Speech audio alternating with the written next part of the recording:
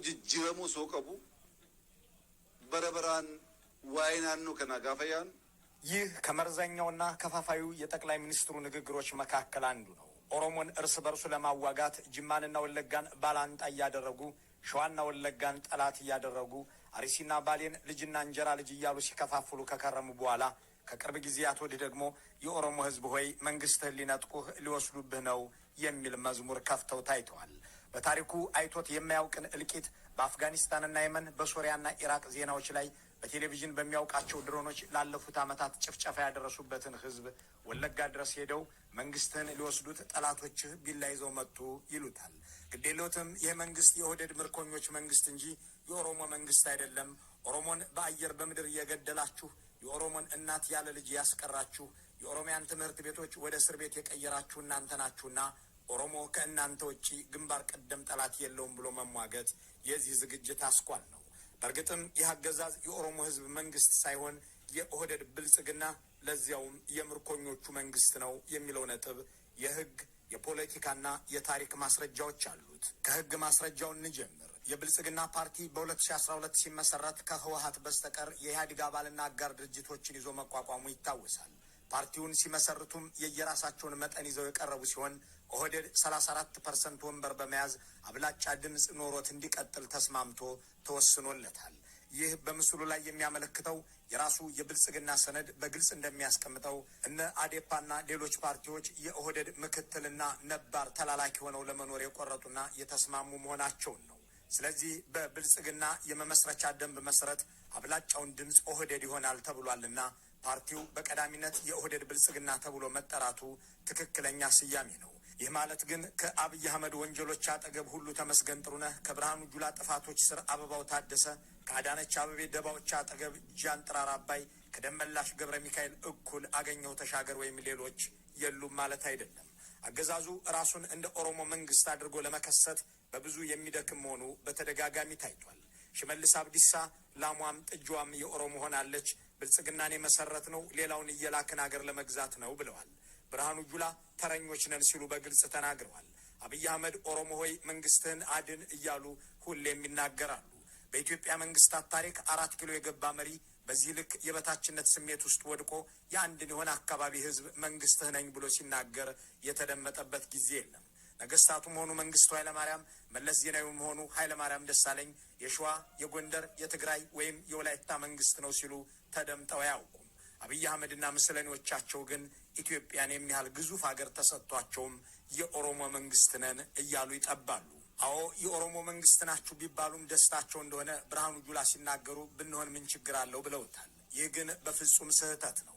የኦሮሞ ህዝብ ገዳዮቹን መግደላቸውም ሳይበቃ እርስ በርስ እንዲጋጭ ከጎረቤቶቹም እንዲፋለም የሚጠሩትን ገዢዎች መንግስቴ ናቸው ማለት አይችልም የሚለውን የሚያነሱ ሰዎች የመኖራቸውን ያህል የእነዚህ ገዢዎች ንግግር ለሌሎች ኃይሎች የተመቸ ሆኖ ብልጽግናን እንደ ኦሮሞ መንግስት ለመመልከት የሚዳዳቸው የፖለቲካ ኃይሎችም ታይተዋል። የኤርትራው ኢሳያስ አፈወርቂ ሳይቀሩ የብልጽግናው አገዛዝ የኦሮሞማ መንግስት ነው በማለት ሲናገሩ መደመጣቸው አይዘነጋም። ይህንን አንዳንድ የዲያስፖራ ፖለቲከኞችም በአንድ ወቅት ሲናገሩት ተሰምተው ነበር። ትክክለኛው አገላለጽ ግን ይህ አገዛዝ የኦህዴድ ብልጽግና እንጂ የኦሮሞማ አይደለም የሚለውን ሀሳብ የሚስማሙበት ሰዎች ኦህዴድ በኦሮሞ የፖለቲካ ታሪክ የተናቀ የተጠላና እንደ ዲቃላ የሚታይ ነው።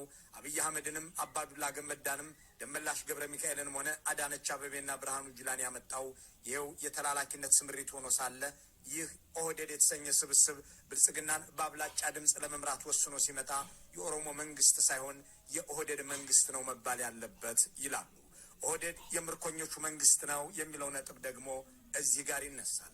የጭካኔና የጥፋት በትራቸው የመጥፋቱ ምክንያትም የኦህዴድ ምርኮኛነት ነው የሚሉ ሰዎች ከአፈጣጠሩ ይነሳሉ።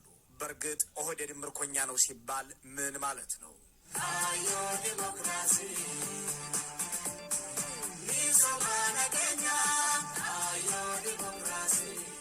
የኦሮሞ ህዝብ ዴሞክራሲያዊ ድርጅት በሚል ስም የሚንቀሳቀሰው ኦህዴድ የራሳቸውን የፖለቲካ ዓላማ አንግበው በረሃ በወጡ የስልሳዎቹ ወጣቶች የተመሰረተ ድርጅት አይደለም። ይልቁንም ለወቅቱ መንግስት ወግነው ሲዋጉ በሻቢያ በህወሀትና በኢህድን የተማረኩ ሰዎች በማራኪዎቻቸው ነጻ ግዛት ውስጥ የመሰረቱት ድርጅት ነው። እነዚህ ሰዎች በጦሩም ሆነ በፖለቲካ ውስጥ እንዲገቡ ተደርገዋል። ለአብነት ራሳቸውን እንደ ኦህዴድ ብልጽግና አያቶላህ የሚቆጥሩት አባዱላ ገመዳ የሻዕቢያ ምርኮኛ ሆነው በሳህል በረሃ እንጨትና ድንጋይ ከመፍለጥም ወጥተው ኢህድንን ተቀላቅለው ፖለቲካ እንዲሰሩ የተደረጉት በታጋዮች መካከል በተደረገ የምርኮኛ ቅብብሎሽ እንጂ በራሳቸው የፖለቲካ አጀንዳ ተመርተው አልነበረም። በእርሳቸው ስር የነበሩትና እነሱ የሰበሰቧቸውም ሰዎች እንዲሁ። በአሁኑ የኦህዴድ ብልጽግና ውስጥ ምርኮኛ በርክቶ የሚታየው በጦር ሰራዊቱ ውስጥ ነው። ነገሩን በአሃዛዊ መረጃዎች እንመልከተው። በመከላከያ ዋና መምሪያ ደረጃ ካሉት የመከላከያ አመራሮች መካከል 71.4% ከፍተኛ ኃላፊዎች በኢህአዴግ ተማርከው ኢህአዴግን ያገለገሉ፣ አሁን ደግሞ የኦህዴድ ብልጽግና ወታደሮች ሆነው በአብይ አህመድ ስር የሚንቀሳቀሱ ናቸው። ከእዝ አዛዦች መካከል 40% የሚሆኑት የኦህዴድ ምርኮኛ ወታደሮች ናቸው። ምክትል አዛዥ የተለያዩ መምሪያዎችንና መሰል ቦታዎችን የሚያዙት እንዲሁ ያሉ ሰዎች ናቸው።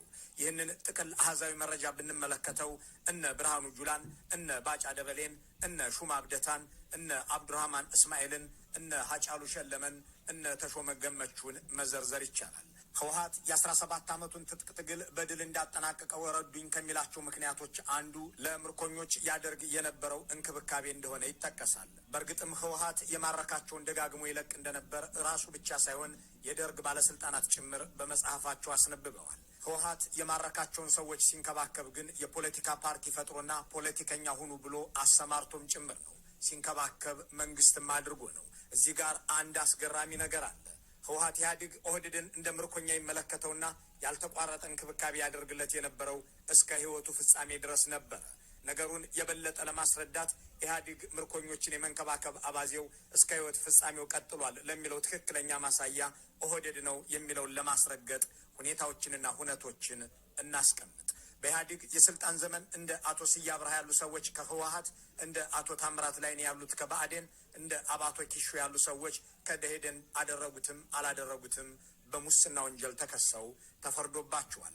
ዋነኛው የሙስና ማዕከል የዝርፊያ ቁንጮ ከሆነው የኦህዴድ አመራር መካከል ግን አንድ ሰው እንኳን በሌብነት አልተከሰሰም፣ አልተወነጀለም። የራሱ የኢህአዴግ የጥናት ኢንስቲትዩት የሚያሳየው መረጃ በወቅቱ በትግራይም ሆነ በአማራና ደቡብ ክልሎች የነበረው ሙሰኛ ባለስልጣን አነስተኛ ሲሆን ከትራፊክ ፖሊስ እስከ ፕሬዚዳንት ቢሮ ድረስ ዋናው ዘራፊ ግን ኦህዴድ እንደነበር ተረጋግጧል። የወቅቱ ርዕሰ መስተዳድር አባዱላ ገመዳ በኢህአዴግ ስብሰባ ላይ በሌብነት ተወንጅለው ዘርፈው ቤት ሰርተዋልም ተብለው እሳቸውም አምነው በድርጅቱ ምህረት ተደርጎላቸው የሰረቁትን ቤት እንዲመልሱ መደረጋቸው በጋዜጦች መዘገቡ አይዘነጋም። ይህ ኢህአዴግ ኦህዴዶችን እስከ መጨረሻው ምርኮኞቹ አድርጎ እንደሚመለከታቸውና ምህረትና እንክብካቤውም ያልተለያቸው ከዚሁ ምርኮኞች ናቸው ከሚለው አስተሳሰብ በመነጨ እንደሆነ የሚያስረዱ አስተያየት ሰጪዎች ስዬን ከህወሓት፣ ታምራትን ከብአዴን፣ አባተን ከደኢህዴን በሙስና የከሰሰ ኢህአዴግ የኦህዴዱን አባዱላን ግን በምህረት ይለቃቸዋል ሲሉ ይገረማሉ። ምርኮኛ አያያዜ ደርግን ለመጣል ጠቅሞኛል የሚለው ኢህአዴግ ከምርኮኞቹ እየጠራ የፖለቲካ ሰው እንደሆነ የፈጠራቸውን ኦህዴዶችን ከሌሎች አባል ድርጅቶቹ አመራሮች በተለየ ለ27 ዓመታትና ከዚያ በላይ እስከ መጨረሻዋ ደቂቃ ድረስ ሲንከባከባቸው ቆይቷል። ይህም እንደ ምርኮኞቹ ይመለከታቸው ስለነበር ነው የሚለውም የአሁኑ የኦህዴድ ብልጽግና አገዛዝ የምርኮኞች መንግስት ነው የሚለውን ለማስረገጥ ጠቃሚ ይሆናል። በእርግጥም ብርሃኑ ጁላን ከምርኮኛነት አንስቶ እስከ ምክትል ኤታማዦር ሹም ሲያደርስ አባዱላ ገመዳን ከክልል ፕሬዚዳንትነትን በፊት ጄኔራል ከዚያም በኋላ አፈ ጉባኤ ሲያደርግ እንደ ይልማ መርዳሳና አብይ አህመድ ያሉትንና እንደ አባዱላ ያሉትን ምርኮኞች እንደ ሰማይ የሚያዩትን ሰዎች በወንጀል ከመጠየቅ ይልቅ እስከ ጠቅላይ ሚኒስትርነት ሲያደርሳቸው ምርኮኛን የመንከባከብ አባዜውን እስከ መቃብሩ ድረስ እንደቆረበበት ያስመስልበታል። የሚገርማችሁ ትግል ገብቼ በአመቱ ገደማ ወለጋ ነበርኩ። አባዱላ ላገኘው አዲስ አበባ መጣሁ። አባዱላ ማለት በዚያ ጊዜ ስሙን ለመጥራት የሚያስፈራ በጣም የከበደ ሰው ነው ለኛ። በእኔና በሱ መካከል 20-30 ሰዎች ሊኖሩ ይችላሉ። የሩቅ መሪ ነው። መጥቼ ጉለሌ ካላገኘሁት ብዬ ጊዜ የለውም ሲባል አልቅሼ ቡና እየጠጣው ከሱ ጋር 30 ደቂቃዎች ከዚያ በኋላ ለረጅም ዓመታት ላለፉት 20 ምናምን ዓመታት የቅርብ ጓደኛዬ ሚስጥረኛዬ ነው።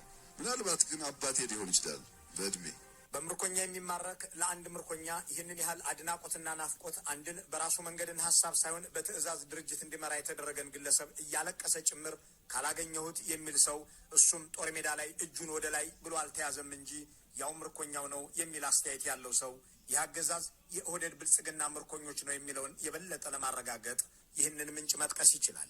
የኦህዴድ ብልጽግና ሰዎች ለ27 ዓመት በኦሮሚያም ሆነ በኢትዮጵያ ውስጥ መንግስት ሆነው የኖሩ ቢሆንም 17 ዓመቱ የትጥቅ ትግል ዘመን ተማርከው የተሰባሰቡ በመሆናቸው ኢህአዴግ በስልጣን ዘመኑ ያሳካቸውን አገራዊ ድሎች አይኮሩባቸውም።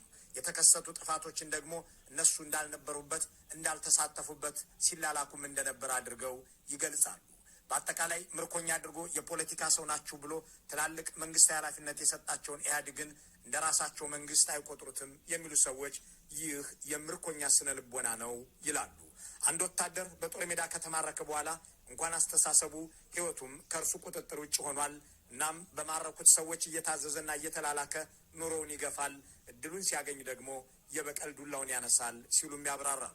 በአገሪቱ ውስጥ የሚቀሰቀሱ ጦርነቶችና የሚባባሱ ግጭቶች የመበርከታቸው ምክንያት ይኸው ምርኮኛነት ያመጣው የበታችነት ስሜት ነው የሚሉ ሰዎች ኦህዴድ መጀመሪያ የዘመተው በማራኪውና በፈጣሪው ኢህአዴግና ህወሀት ላይ መሆኑን ያነሳሉ።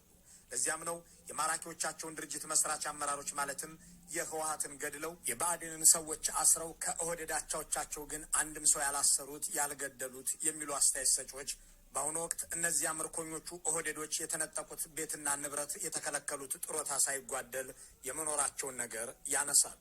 ምርኮኞቹ በምቾት ሲኖሩ፣ የማራኪዎቹ ብአዴንና ህወሀት አመራሮች ግን ንብረቱን ያልተነጠቀ፣ ቤቱ ያልተወሰደበት፣ ቤተሰቡ ያልተበተነ፣ ጡረታውን ያልተከለከለ ጥቂት ነው። ይህም የምርኮኛ በቀል ውጤት ነው ይላሉ። ምርኮኛ በልቡ ውስጥ ታስሬ ነበር፣ ተዋርጄ ነበር የሚል ቂም ይዞ ሲኖር ሹመቱን በቀል ለመፈጸም እንደ ትልቅ ዕድል እንደሚቆጥረውም እነዚሁ ኦህዴዶች ማሳያ ናቸው ሲሉ ይጨምራሉ። ከዚህ አስተያየት ጋር የሚጣጣም ክስተት የሚያስነብበን የቻይና ታሪክ እስከ 20ኛው ክፍለ ዘመን በዚያች ሀገር የነበረን የጃንደረቦች ህይወት ይተርክልናል። በቀድሞዋ ቻይና በጦር ሜዳ የሚማረኩ ሰዎች የቤተ መንግስት አገልጋይ እንዲሆኑ ይደረግ እንደነበር የጻፈው ሱን ያኦቲን ዘ ላስት ዩናክ ኦፍ ቻይና በተሰኘ መጽሐፉ ይህንን ሲያስቀምጥ እንዲህ ይላል። በአገሪቱ ጦርነት ሲካሄድ የሚማረኩ ሰዎች ወደ ቤተ መንግስት የሚገቡት መውለድ እንዳይችሉ ተደርገው ተኮላሽተው ነበር። ይህ የሚደረገውም የቤተ መንግስቱን ሴቶች እንዳይተናኮሉ ነው። እነዚህ ጃንደረቦች ልጅ መውለድ ስለማይችሉ ነገስታቱ ለዙፋኑ የዘር ስጋት አይሆኑምና በቤተ መንግስቱ ስለሚኖሩ ሴቶች አስተማማኝ አገልጋይ ናቸው ብለው ያምኑ ነበር።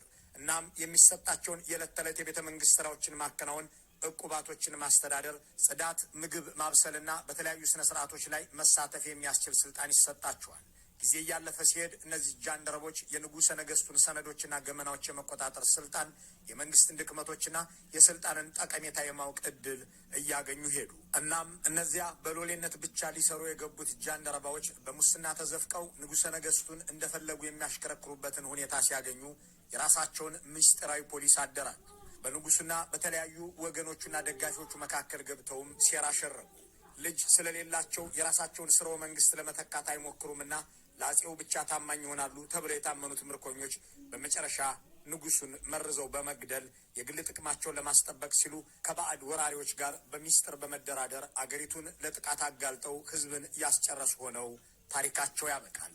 ይህ በእርግጥ የኦህዴድ ምርኮኞች ታሪክ እንጂ በሩቅ ዘመን በሩቅ ምስራቅ ውስጥ የተፈጸመ አይመስልም። የኢህአዴግ ጃንደረባዎች የሚቆሙለት ሀገርና የሚወጉንለት ህዝብ የለም ሲባል ከምርኮኛ ስነ ልቦናዊ ታሪክና ትንታኔ በመነሳት ጭምር ነው። ለዚያም ነው በማራኪዎቻቸው የህወሀትን ኢህአዴግ ሰዎች እንዲሁም በሌላው የኢትዮጵያ ህዝብ ላይ የተነሱት። ጥያቄው ግን ጀግናን አከታትሎ መውለድ፣ ታማኞችንና የአገር አውራዎችን መፍጠር የሚሆንለት የኦሮሞ ህዝብ እነዚህ ሰዎች የመሰረቱትን አገዛዝ የኦሮሞ መንግስት ነው ሲሉት ይቀበለናል ብለው እንዴት ታሰበላቸው የሚለው ነው። ደርግ እዚህ ቦታ ላይ መሸነፉን ካወቀ በኋላ የአባይ ድልድይን በአይሮፕላን ለማፍረስም ከፍተኛ ሙከራ አድርገዋል። እንደማስታወሰው ድልድዩን ለመስበር ብዙ አውሮፕላን በረራዎችን አድርገዋል። ግን የኢህአዴግ ሰራዊት የአየር መቃወሚያ ምድቦች ነበሩ። ደርግ እስኪደመሰስ ድረስ በዛ ቦታ ላይ ነበሩ። እነዚህ ሰዎች እንዲህ የሚወነጅሉት ደርግ የመሰረተውን የራሳቸውን እናት ጦር ነው። የሚኮራሩት ደግሞ በማራኪዎቻቸው ኃይሎች ነው። አሁን የሚኮራሩት እንደ ቻይና ጃንደረባዎች ማርከውና አምነው ስልጣን ከሰጧቸው በኋላ ክህደት በፈጸሙባቸው ሰዎችና አገር ላይ ነው።